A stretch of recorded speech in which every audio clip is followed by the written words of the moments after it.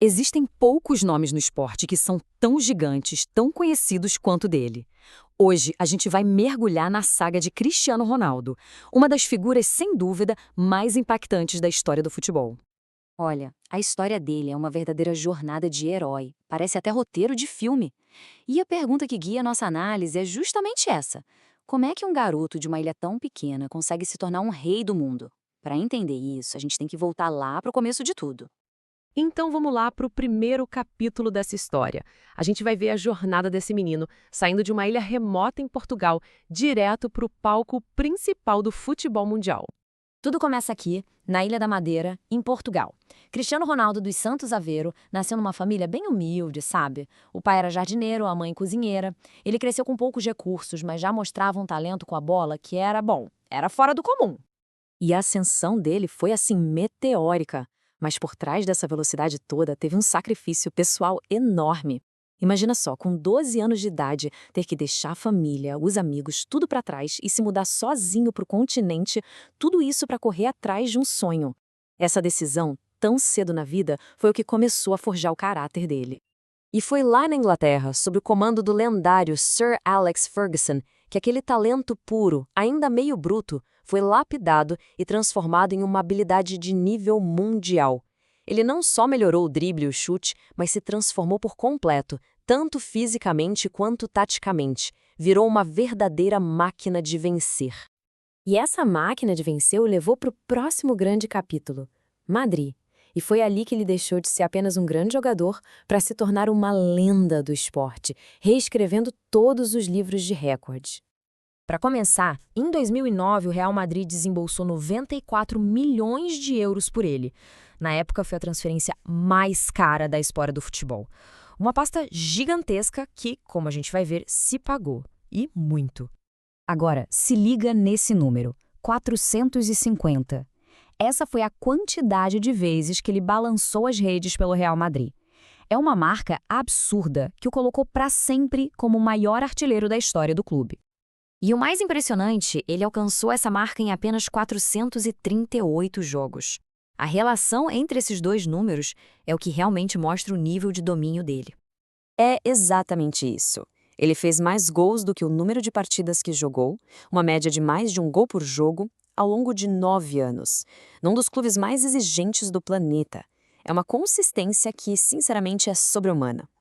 E todo esse domínio aconteceu bem no meio da maior rivalidade da história do futebol. Cristiano contra Messi. Era potência contra genialidade.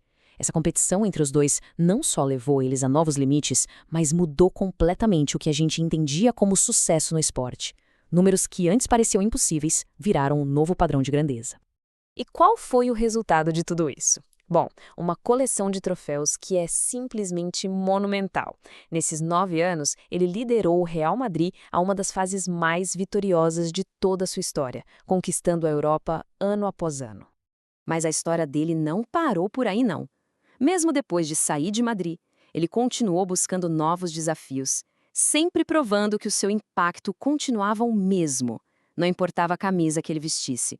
Ele foi para a Itália e conquistou a Série A com a Juventus. Depois, voltou para a Inglaterra, um retorno emocionante ao Manchester United, mas que acabou de um jeito bem conturbado. E aí, ele decidiu abrir uma nova fronteira, indo para o futebol da Arábia Saudita.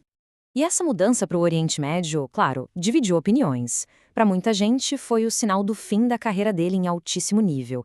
Para outros, foi um movimento estratégico que ajudou a colocar o futebol em novos mercados, expandindo a relevância global do esporte.